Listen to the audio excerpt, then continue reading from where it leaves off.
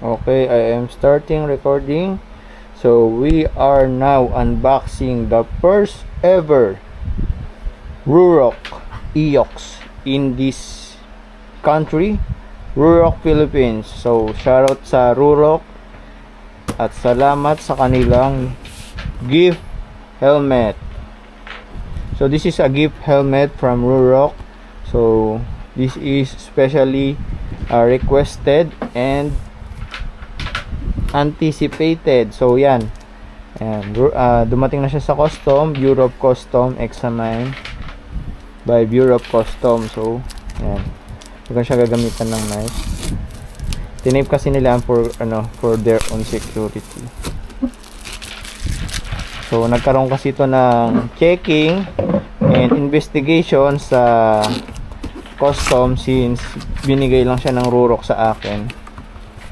Okay, as expected, wala tayong nakitang extra box para sa shockwave. So, as in, helmet lang to guys. So, okay, baliktarin ko muna.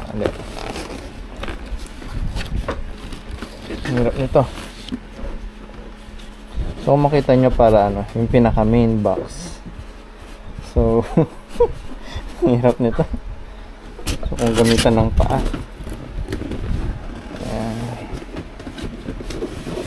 Ito na. Tantananan. Okay. So, makikita natin yan Eox engineered with rayon feed lock. Okay, yung pinaka trademark ng Ruroc, hindi nawala. So yung feed lock. So hindi mo na makikita dito yung model kasi yung model niya nasa unang box. So ang dineliver based dun sa welcome to Ruroc. Okay, so very welcome syempre. Eox soft surface plus hard shell. So ang nakalagay sa DR, meron siyang QR code, user guide. Ang nakalagay ay meron siyang extra cheek pad syempre as expected. If you are going to buy Ruroc, meron siyang small, medium, or yung mas manipis na cheek pad na extra kasama yan. So, for every purchase ng Ruroc Eox, and grabe, extra visor meron siya. So, expect ko, clear or yung kanyang smoke. Tama ako, smoke visor. Grabe. So pati yung pag-unbox, pag-check ng medyo kakaiba, grabe. Kasi ibang-iba na talaga yung kanyang visor. As you can see, yan. So quick release visor na to. So okay. Next tayo. Meron siyang pin lock 120.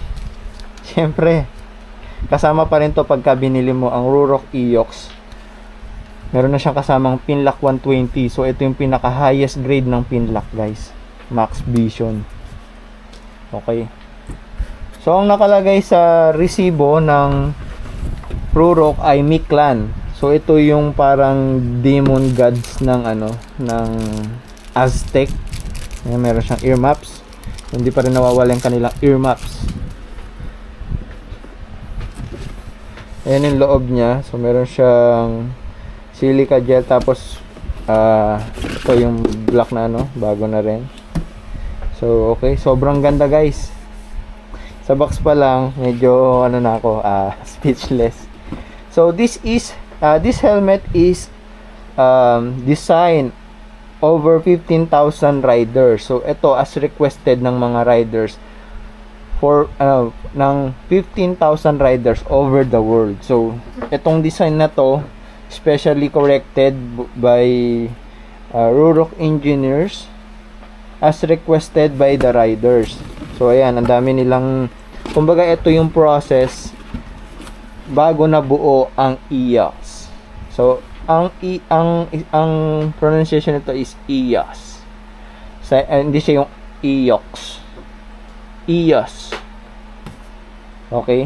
So, move na tayo sa pinaka main event kasi wala na tayong ma-check dito. Ay, naku, kinakabahan ako.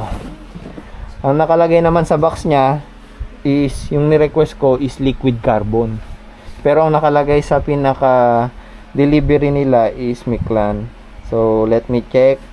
Oh my God. Okay. So, kinakabahan ako. So, yung feedlock nandun pa din, guys. Shit. Ang ganda. So, oh my God. As I requested, tinupad nila yung request ko. Okay. 3, 2, 1. Oh my God, speechless. Oh my God. I am so speechless with this one. Wait lang, sobrang natatawa ako. Sobrang natutuwa ako. Grabe yung itsura niya, guys. Okay. Parang gusto ko na hubarin yung helmet ko. Gusto ko na isuot agad ito. Grabe. Sobrang ma-amaze ka sa design nito, guys. Ay. Holy cow. Wow. Okay, so ito yung pinaka-improved level. Yung chin vents. So as you can see, yung chin vents, sorry, yung pinaka-air vents niya sa top ng helmet. Ito na. So, meron akong brand na nakikitang ganito. Race helmet siya. Okay. So, alam nyo naman na siguro yun kung ano yun. Yung kamukha nito. Yan. So, ang ganda. Next, punta tayo sa rear. Oh, grabe yung hulma. Yung hulma dito sa bandang to. Grabe. Ayan. Hindi tayo binigo ng Rurok dito, guys. Superb.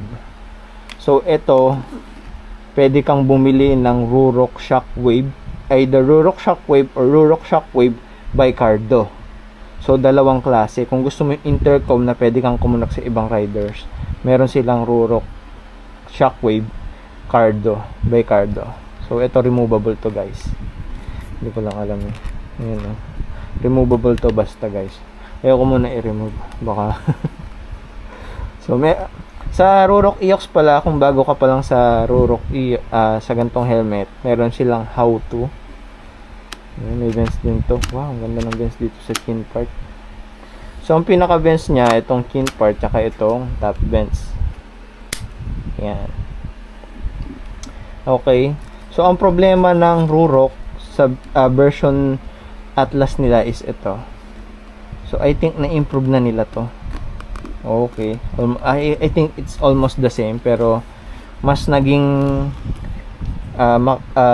nilakyan nila yung part kung saan nakakapit yung helmet. Tapos yung sa back part niya, yan, wala na.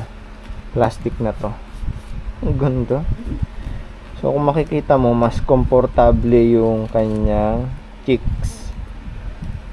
Ayan, mas komportable na. Grabe. Wow. Okay, so hanggang dito na lang muna yung ating unboxing serye with Rurok Philippines.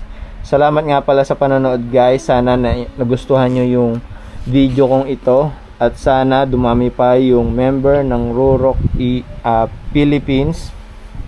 Kita-kita tayo sa daan, guys. Ciao!